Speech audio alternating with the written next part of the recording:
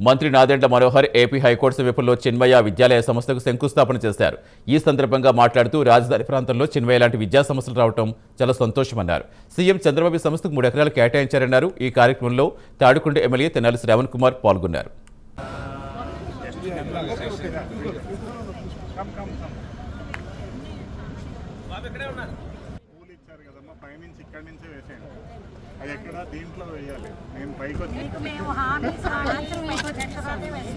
అంటే అవి పూలు మాత్రమే, అక్షంతలు కూడా వేయమంటే అవి కూడా వేయిస్తాం.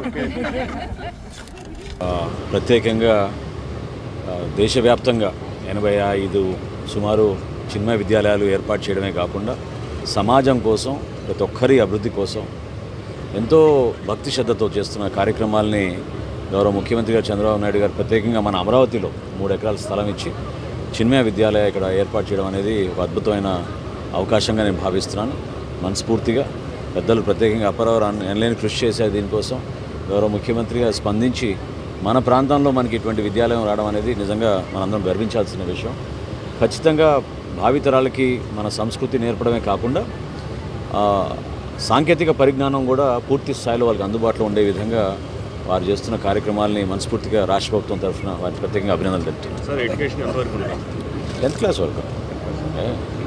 CBSE schedule